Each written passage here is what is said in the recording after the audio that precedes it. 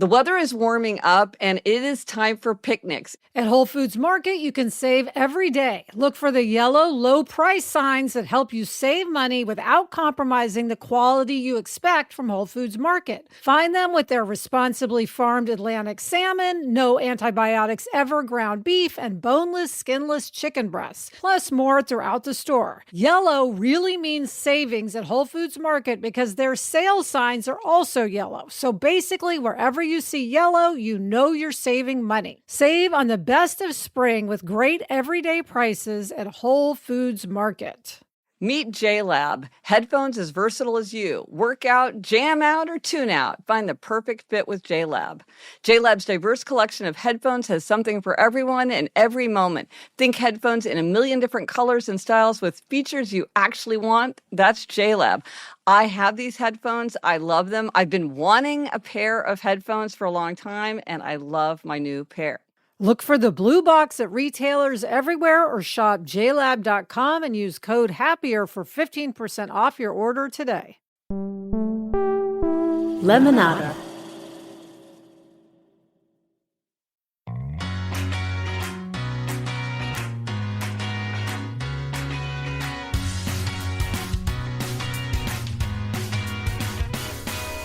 Hello and welcome to Happier, a podcast where we talk about ideas and strategies for bringing more happiness into our everyday lives.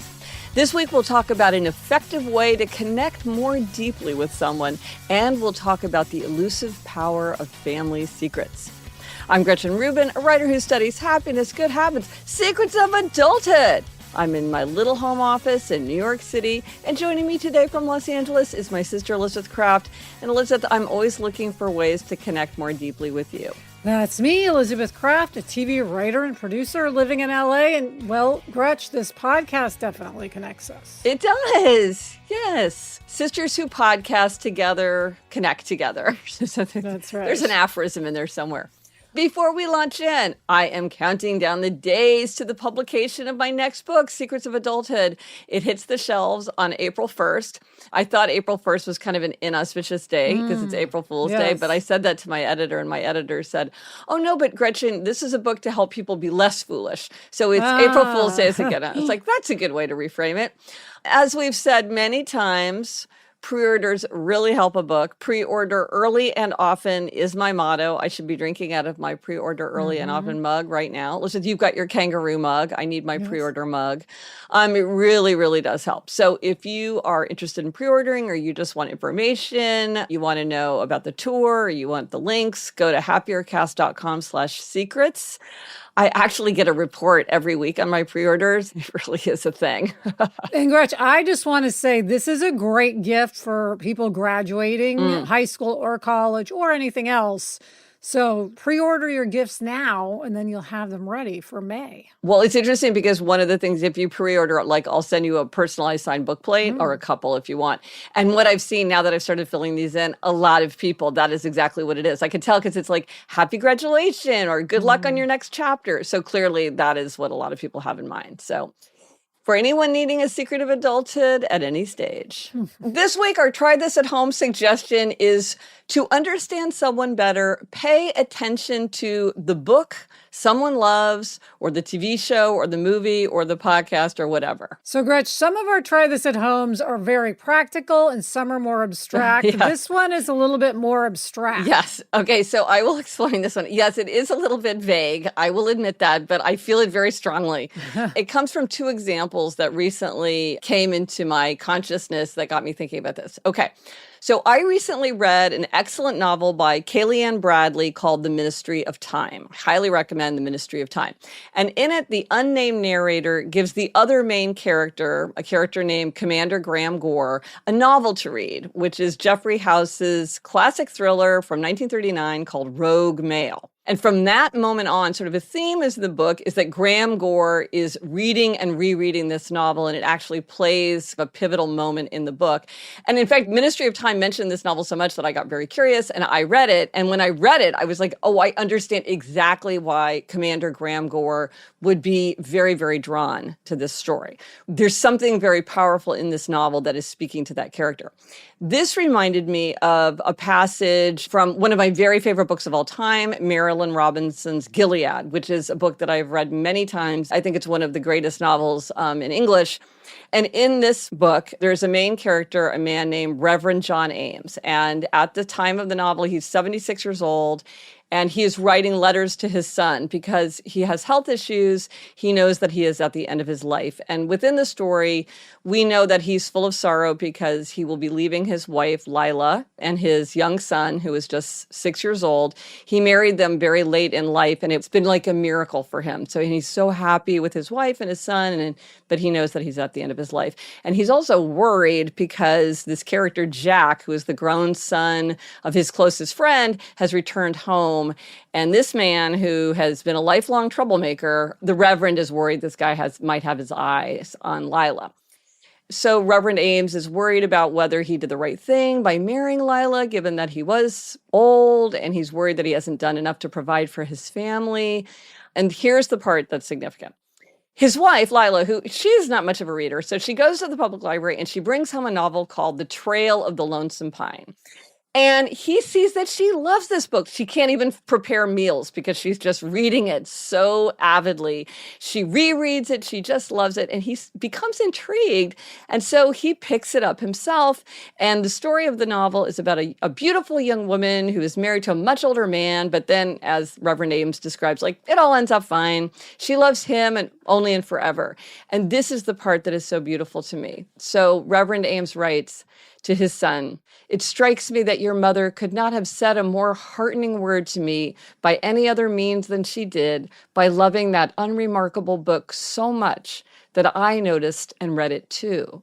That was Providence telling me what she could not have told me." Mm. And so I think it's this great example of when somebody's returning to a novel, when it really means something to them, well, we should look at it too, because surely it will reveal something. There's a reason that they are drawn to it, and that can tell us something about them and help us grow closer to them. Well, and you mentioned books, but it could be anything like movies or a TV show. Well, Elizabeth, I think of you and Mad Men. Like, you were trying for years to get me to watch Mad Men. I resisted because I thought it was too sad. And then you just describing the last episode and what an artistically overwhelming experience it was for you. And it's the kind of thing where you can't just play 6-minute clip on YouTube. You have to watch the whole series to understand everything in that series is leading to that moment.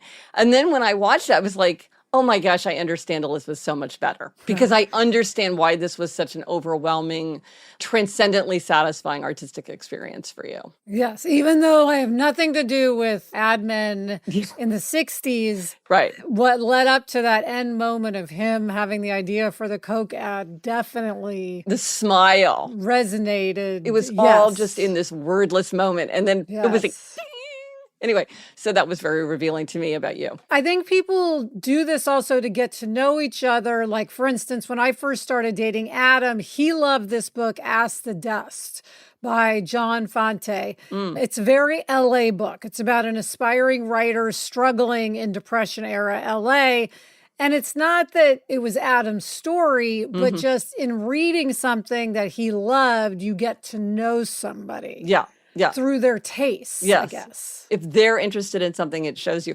I mean, I think we often do this with our children. If our children are very interested in something, we'll often try it out ourselves to understand what it is that might be appealing to them, or as a way to connect with them through TV or a book or a podcast or a movie or whatever. Yes, I struggle with this, Gretch, because everything Jack loves, I feel like I have a negative interest in, like anime, video games, golf. Now, luckily, though, he has started to listen to a podcast, which is great, called The Rest is History. Oh, yes. Where they do a lot of episodes about different times in history. So he actually said to me the other day, Mom, listen to the French Revolution. So I'm listening to that now. So that's something we can connect on. Yeah. But I want to be someone who wants to play golf with him, but I'm just not. Well, with my Operation Nick's knowledge, I think to a degree, we can make ourselves interested in something, but that's not something that you can do with just anything. I think you do need some kind of foothold. Eleanor, a few times, because she's a freshman in college, she's told me to read something, and she's like, well, I think you would find this very interesting. You should read it. And I'm like, yes, I will read that. How wonderful that she's recommending something. I will read it. One of them was called Death, Grief, and Mourning. And it was a collection of academic papers. And like I ordered it and then I was like, whoa, okay, I need her to like show me what part to start because it looked extremely dense. And then she told me to read Non-Zero, which a lot of people love and was a super popular book. But I mean, again, I was like, okay, I need to like, clear some time because I really do want to connect with her with something that she said that she found really interesting.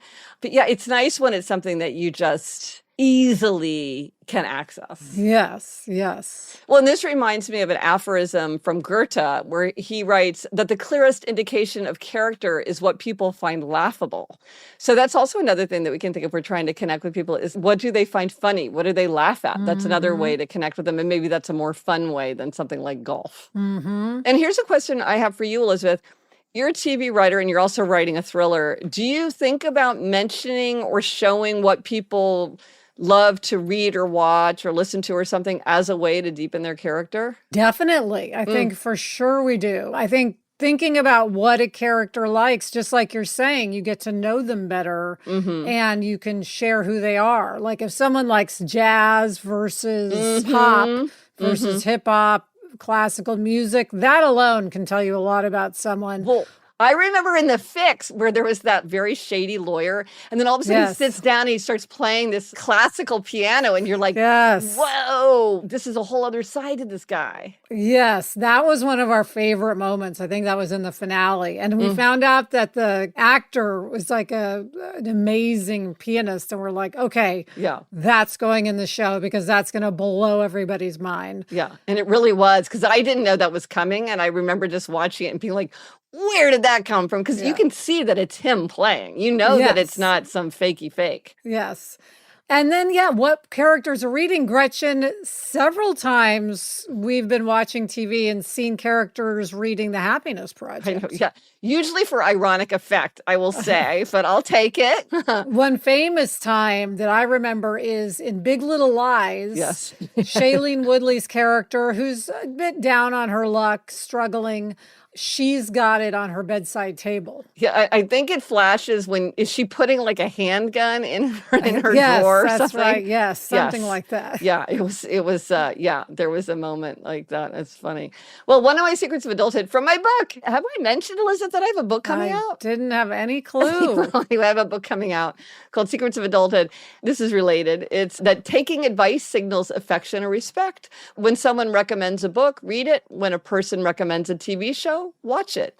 And so again, this is a kind of adjacent, which is it's a way to show affection and respect, and it's also a way to get insight into their character. Yes. So let us know if you do try this at home and how if you feel that you can understand someone better by paying attention to the book or movie or TV show or podcast that someone loves. Is this something that works for you? What did it reveal? Let us know on Instagram, Threads, TikTok, Facebook. Drop us an email at podcast@gretchenrubin.com, or as always, go to the show notes. This is happiercast.com/527. Coming up, we've got a happiness hack about photos, but first, this break.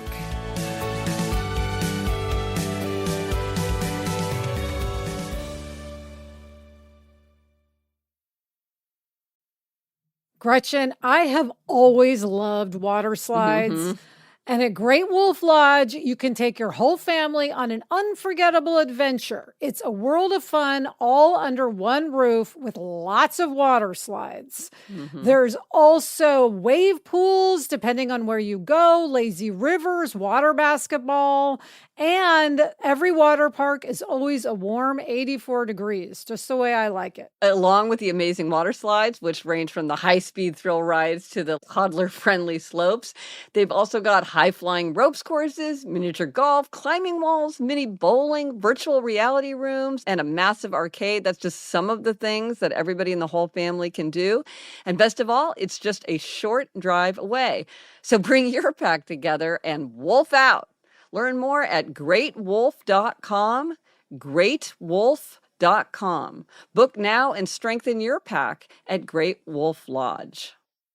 As parents, we want to help our children succeed in school. But I remember when Eleanor was struggling with math, she was asking questions on the homework that I just did not feel equipped to answer. And that's where a program like IXL can really make a difference. IXL Learning is an online learning program for kids. It covers math, language arts, science, and social studies. IXL is designed to help your kids really understand and master topics in a fun way with positive feedback.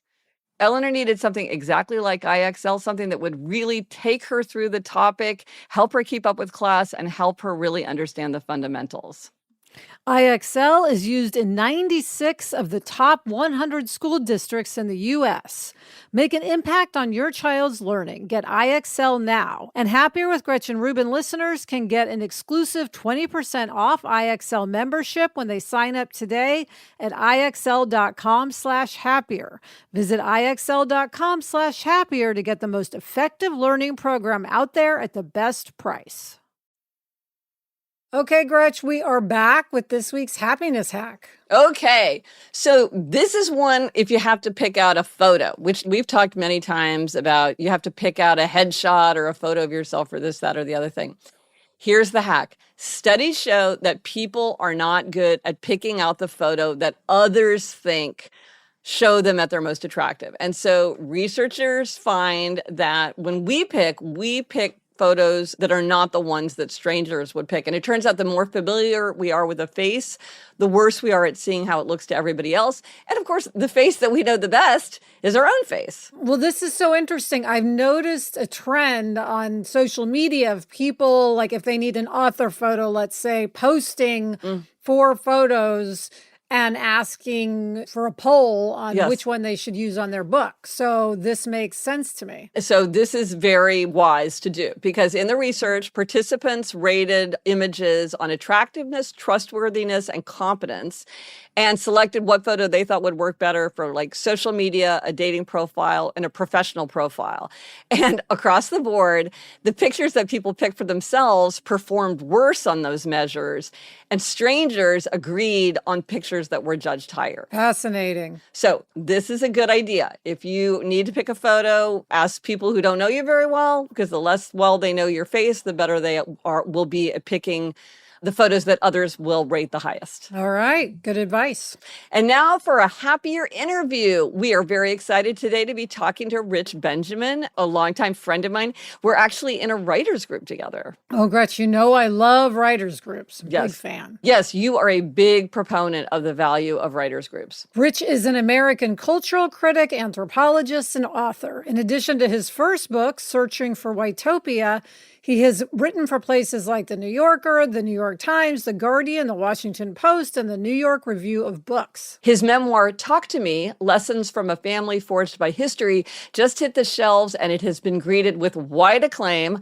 Salman Rushdie, Salman Rushdie wrote a brilliant, absorbing book, a family story, a tale of power, exile, and calamity, a love letter to Benjamin's mother that becomes a deep look into the darkness of Haitian history, and it's also a no-holds-barred autobiography.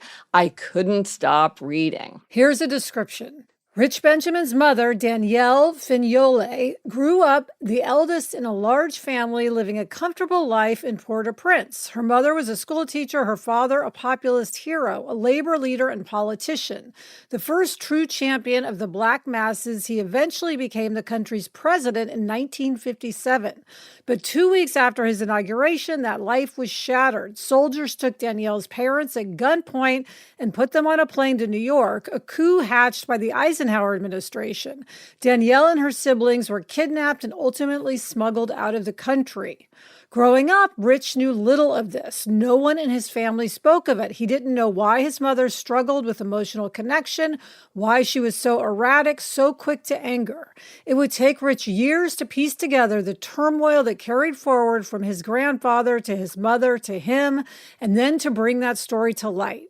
In Talk to Me, he doesn't just paint the portrait of his family, but a bold, pugnacious portrait of America, of the human cost of the country's hostilities abroad, the experience of migrants on these shores, and how the indelible ties of family endure through triumph and loss from generation to generation. Hello, Rich. Hi, Rich. Hi, Gretchen. Hi, Liz. We're so happy to have you here. Now, Rich, we're so excited to talk to you about this book, but to give people a flavor of the text, would you read from the end of chapter 1? Absolutely. Even though my mother came from an important political family, she never spoke of her childhood. And when questions about her father came up, she went deaf rather than hear the query. I came to know at an early age that if I persisted, the family temper would be unleashed in an ice hot slap, a palm of flame stinging my cheek. Your grandfather was obsessed with politics to the point of mental derangement. My tante Gigine, my mother's aunt, once told me when I was a boy, shaking her head. It was his malady. This small rant was a notable exception to my family's studied silence. As I was growing up, my family revealed virtually nothing about this history or their feelings. Only generic snippets of my grandfather surfaced. A vague nod to his legend here, a salute to his good looks there. Otherwise, he was purged from our dinner table conversations, banned from Christmas Eve reminiscence, hushed from summer family reunions, when my aunties would sit on the porch, clutching their caftans between their legs, fanning themselves, gossiping about anything but him and their childhoods. I used to pester my mother for details all the time. Now, mostly, I let her be. She is 81 years old. She absolutely does not want to tell this story. It is not her choice to salvage damage from history. It is mine. As my mother ages, I worry I am squandering a vanishing chance to really know her, our history. My family's existence in Haiti, those disremembered years, dwell like a caesura in our minds, lost stanzas in an epic poem.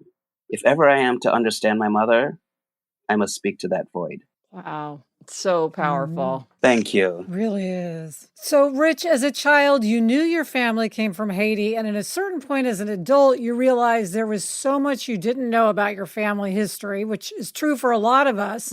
But for you, when you went looking, you found a tremendous amount of material in places where most people would not. So, talk to us about how you started to want to uncover those family secrets and where that led you. Well, Liz, around 2010, I just finished my first book, and I was leaving my office in Manhattan, and I caught glimpse of the flat screen TV in the lobby, and suddenly an earthquake had leveled Haiti. Yeah. 300,000 people had died Yeah. in the earthquake. 2010. In 2010, this was January of 2010, and among the images I saw plastered all over the media, besides the devastating faces pleading for help, was a crushed presidential palace. So I began to wonder about the person who occupied that building, and that was my grandfather. And so for me, not knowing no longer became tenable. I had to search out this man, search out my family history. So I packed my bags and went to Haiti. Well, when you got there, it turned out a lot of that had been destroyed, right? A lot. 80% of the capital was in rubble. But still, I went to search out his old associates. I went to search out his old secretary to find out who is this man, what was his history, and what he had to do with my mom. Well, in your memoir, you write a lot about your relationship with your mother, who comes across as a very complex and brilliant and resilient, but difficult woman. And so you're writing about her strengths, her weaknesses, her influence on you. So what was it like to explore that relationship through the book? It was a challenge. First, there were the research challenges, the sleuthing challenges of the journey. Yeah. Going through the CIA archives. Okay, before we get to your mother, yes, talk about your FOIA requests and all that. So I went to go look for my grandfather in the archive, and I hit a gold mine. 300 pages of documents about him. And the CIA operatives in Haiti and the State Department operatives in Haiti in the 1950s had been spying on him. So that became this gold mine of information. Wow. How did you know to look there? Well, it was the height of the Cold War, and I suspected that as a labor leader, I was just hoping maybe just a little glimpse of him here, a little nibble of him there. But suddenly there's this big trove of information. So where my mother would not talk about the past, I figured maybe the archive would. Wait, do I remember that the best photograph that you have of your grandfather came from the CIA? And that's the irony, is to excavate a family member who I've never met, by the way, Mm, and who my mother didn't talk about, just to find him in our National Security Archive. And so I did.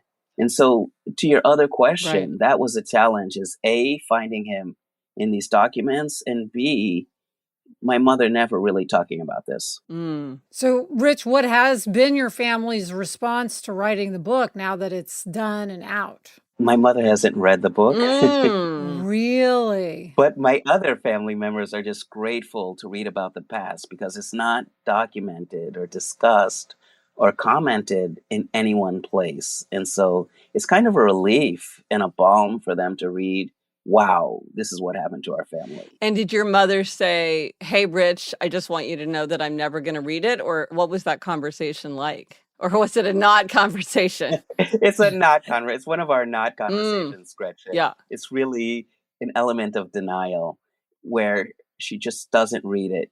But in fairness to her, she lived this history. right. So she doesn't want to hear about it again. Whereas I haven't lived this history and I definitely wanted it uncovered. And do you think she understood why it was that you felt that it was so important to really, I mean, you did this very thorough historical journalistic account of year by year what was going on. Do you think she understands why it was that you felt compelled to do that? Even if she herself doesn't want to review it? I think she definitely understands. I think, Gretchen, and this is what I hope readers get from this book, is that things happen to our families and we're busy educating our kids, we're bathing them, we're putting food on the table, and we're not always cognizant of what's going on. And so for me to go back and say, this is what happened to our family, that's of great value. And I wish all families could do that. And for this, for readers, this is kind of a template and a journey to do that. Mm-hmm. You know, what's said in a family, what's not unsaid, Mm-hmm. what do they go through in terms of historical episodes that they don't understand, whether it be the Irish potato famine, Mm-hmm. whether it be the Holocaust, whether it be the great Manifest Destiny West. What happens to a family in history? Why do we ignore it, and how can we talk about it? Mm-hmm. Mm-hmm. And do you feel like you have a new understanding like of your life as it is now because of understanding the history? I do. Mm. I do. And one of the things I love about Gretchen's Happiness Project is it can tell me about myself in a very useful way.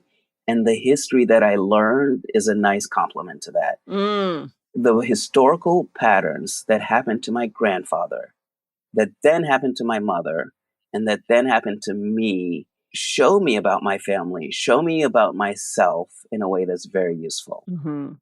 So things that had been inexplicable or maybe frustrating or angering you now. I mean, it does seem like you have a lot more compassion for your mother because you understand so much more, with so much more texture, what it was that she went through as a child. Exactly. The good, the Mm. bad, and the ugly literally are patterns, literally our behaviors and our thought processes and the way we are as human beings. You know, sometimes if it's our way of being aloof Mm-hmm. or our way of being Mm. sad or our way of resilience, I learned that through history in complement to other wonderful tools like the Happiness Mm-hmm. Project. Well, I know you know Danny Shapiro, who of course has the wonderful podcast Family Secrets. And one of the refrains in Family Secrets is that she says that people who have a big family secret often become snoops.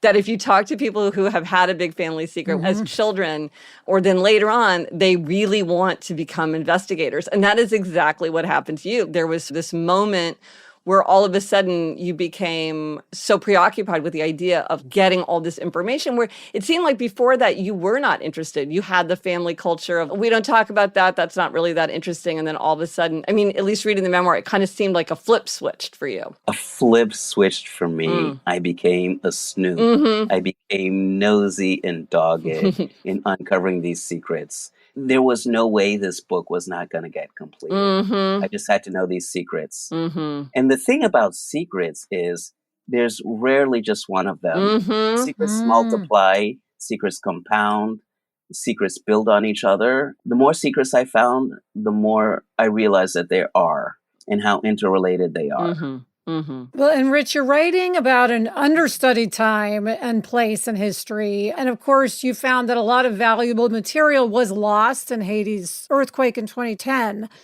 So, was it a lot of pressure to realize that you're creating an important historical account that other scholars may use? It wasn't just about you, it's sort of a bigger thing.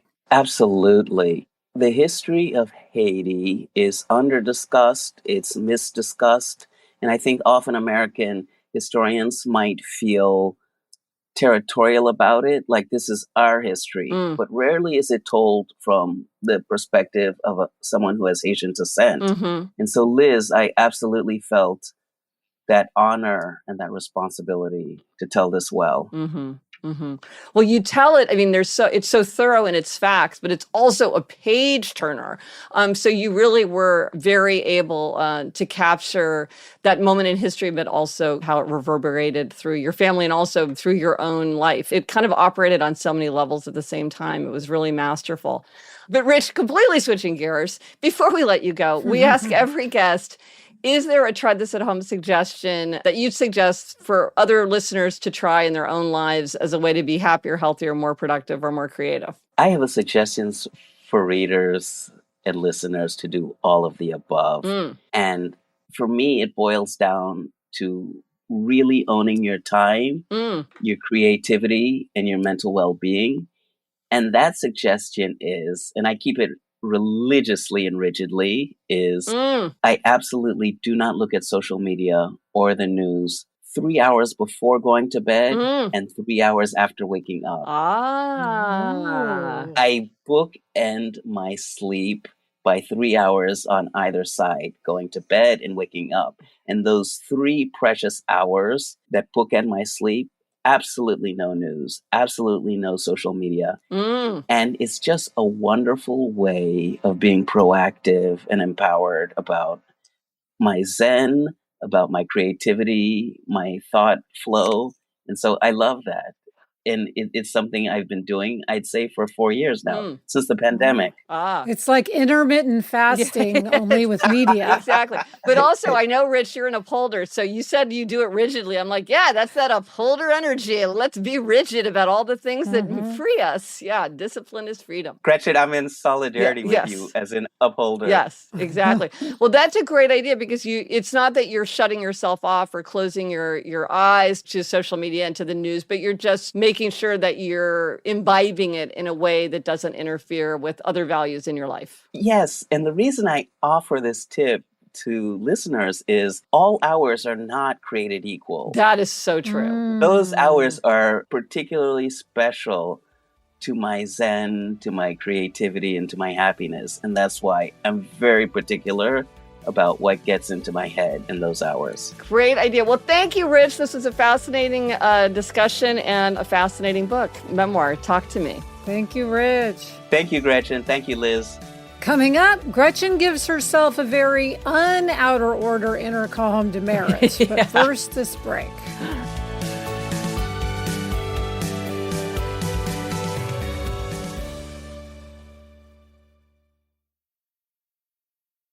So, Gretch, as the weather gets warmer, I think a lot of us want to eat lighter meals. And Whole Foods Market has what you're looking for with great everyday prices. I love their 365 by Whole Foods Market brand. It's their house brand, and it has tons of spring essentials at daily low prices that will really put a little spark to your plate. They have brunch classics like juice, organic bagged salad kits. You know I love a salad kit, smoked salmon, goat cheese and sandwich bread, plus smoothie ingredients like almond milk and organic frozen fruit blends, which I love to use for Jack's smoothies. At Whole Foods Market, you can save every day. Look for the yellow low price signs that help you save money without compromising the quality you expect from Whole Foods Market. Find them with their responsibly farmed Atlantic salmon, no antibiotics ever ground beef, and boneless, skinless chicken breasts, plus more throughout the store. Yellow really means savings at Whole Foods Market because their sale signs are also yellow. So basically, wherever you see yellow, you know you're saving money. Save on the best of spring with great everyday prices at Whole Foods Market. For the new year, why not expand your life by listening on Audible? I listen to Audible every single day of my life. It is one of my great joys in life. Explore over 1 million audiobooks, podcasts, and exclusive Audible originals all in one easy app. Tap into your well-being with titles that will inspire and motivate you. You can find insight and expert advice on health, relationships, career, finance, and so much more. Right now, I'm listening to an audiobook by Dan Pink that I love called The Power of Regret, and it is just giving me so many ideas, and I love that I can listen to it on the go. I love listening and learning just while I'm out and about. So start positive habits and reach the goals you set for yourself. Start listening today. Sign up for a free 30-day trial at audible.com/happier. Okay, Gretch, we are back. It is time for demerits and gold stars, and this is your episode to have a demerit. Okay. Yeah. So I wrote a whole book, Outer Order, Inner Calm. I love outer order. I love clearing clutter. Elizabeth, my idea of a good time would be to come over to your house and clear up your office. I'm literally licking my chops. Okay. So here's something that I've done that is exactly contradictory to that and is just the opposite. So as you know, Elizabeth, because everybody who knows me knows this about me, I intensely dislike the new environmentally friendly bulbs. Yes. To me, this light is hideous. I don't understand how everybody isn't talking about this all the time. I actually did research to see, like, do I have other cones and rods in my eyes so that it, like, literally looks different to me? Because it seemed like I see things that other people don't see. So anyway, I go on and on about this all the time. It's definitely tiresome for everyone, I'm sure. So as part of this, my daughter Eliza for Christmas gave me this special pink bulb. It came in this special packing. The idea is like you use this pink bulb and it has this beautiful light and maybe it's very flattering or whatever. How long ago did she give it to me? At least 2 years, maybe 3 years. It could possibly be 4 years. It has been sitting in its package on my desk right next to my phone for years. And I look at it from time to time and I'm like, oh, I can't deal with it. And then I just forget that it's there. But why is this thing sitting on my desk? Why don't I just try it out? Who am I to give anybody advice on clutter clearing? I'm absolutely perplexed. What is my problem? Well, and you may love this pink light, Gretch. I might. I don't know why. It just seems, every time I think of trying it out, it just seems so exhausting to me. I guess it's because it's judging the light. And I find the judging the light is very confusing. It's like describing smells. It's very hard to capture. So my question is, are you going to try it or are you going to? Well, I'm giving myself the demerit, but if I'm honest, am I going to do this today? No. Am I going to do it tomorrow? Probably not. So when am I going to do it? I have no idea. I mean, I need to do it. I should just do it or get it off my desk. Yes, at least. That real at estate is least. too valuable to just have something sitting there not doing anything. So I should deal with it one way or the other. Okay, I've given myself the demerit. Now action will follow, we hope. But Elizabeth, what's your gold star? Well, I am giving a gold star to a guest that we had on Happier in Hollywood. Her name is Laverne McKinnon. Oh, You listened to that interview. it was fascinating. If it had been 10 times longer, I would have been happy. And if anyone wants to listen, it's episode 408 of Happier in Hollywood. But Laverne is a former CBS executive who was very high up, who Sarah and I had met years ago in that role. And she's become a career coach. And we saw her Substack when we got all into Substack, which is called Moonshot Mentor, I should mention. But we had Laverne on and she talked about an idea, which is career grief, which I had never heard anyone talk about, which is basically about how much so many of us identify with our careers and how when it changes or goes away, you really experience grief over it and it can mess you up for a decade or more. And it's just something that's really not acknowledged, not talked about. There aren't sort of rituals around it. So I just give her a big gold star because I'm like, this is a huge idea. And I think especially right now, a lot of people are dealing with this. Gretch, you and I love a big idea. So when somebody has a big idea that I feel like gives me a light bulb moment, I just want to acknowledge it. So gold star to Laverne. It's interesting because it's one of those things that you just hear that phrase, career grief, and you instantly know what she's talking about. You instantly understand why it's significant. And then at least when I heard it, I was sort of puzzled. I'm like, why is this new? Why does this feel so fresh? Because it is something that feels pervasive. Yes. But then once you have a name for it, I feel like then it's much easier to deal with it because you can kind of look at it straightforwardly and clearly. Exactly. And I know you've said that, like, you've gotten a really overwhelming response. Like, a lot of people, this is an idea that's really resonating with them. Yeah, I've had a couple lawyers reach out and say how much it meant to them. Oh, interesting. So it's not just people in the entertainment business. You know, Laverne has been working with federal workers. So it goes across the board of all professions. Well, and then it's like there's so many changes. There's retirement. There's getting fired. Your job just changing. I mean, I know people where they're like, it's the same job, but it's not the same job. Well, and even if you go up the ladder, you can have career grief over what you're giving up, which is sort of a more closeness, congeniality, being like one of the gang, whereas now you're a boss. That can be a transition. Well, I'll tell you, if anybody listened to the Startup podcast, there's an episode that's extremely moving where Alex Bloomberg basically gets incredibly choked up when he realizes that he's basically promoted himself out of the job that he loves to do and is good at into a job where he's not very good at and doesn't enjoy it, and he feels trapped and hopeless. Yeah, it's very moving. But it's interesting, like, you don't think he's experiencing career grief. But once you say that, the whole situation becomes clearer. Yes. So I feel like it's something we're going to be thinking about, talking about, ruminating on. So that is my gold star. Yeah. And if people want to look up Laverne McKinnon, helpfully her URL is lavernemckinnon.com. Yes. The resource for this week. Okay, I've mentioned now that I have this new book, Secrets of Adulthood. If you would like to pre-order it, if you would like to request a personalized book play for yourself or some graduate or just some friend or whomever, if you want to find links to retailers, if you want to read a description, and if you would like to pre-order, which I would very much appreciate, it's all at happiercast.com/secrets. And Elizabeth, what are we reading? Speaking of books that I'm writing, what are you reading? Right now, Gretch, I'm just reading War and Peace. Okay. Just hanging on to that. It is kind of funny when you're like, well, the only book I'm reading is War and Peace. Yeah, but it's only a chapter a day, or sometimes a little more. Yeah, sometimes I cheat and read a couple chapters at once. There's some cliffhangers in there. And I am reading Crush by Ada Calhoun. And that's it for this episode of Happier. Remember to try this at home. To understand someone better, read a book or watch something or listen to something that they love.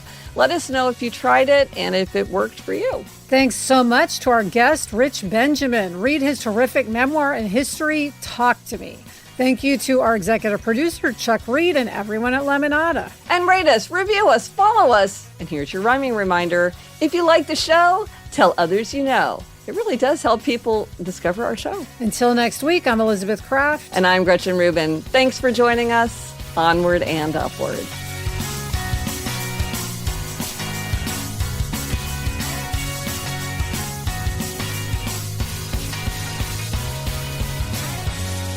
So Gretchen, based on this, try this at home today, I think we have established I absolutely need to read the English Understand Wool. Yes. I'm recommending this book to everybody. And listen, it is so short. It is so delightful. It will give you a lot of insight into me, I think, that I love it. Okay, I got to read it. You'll love it.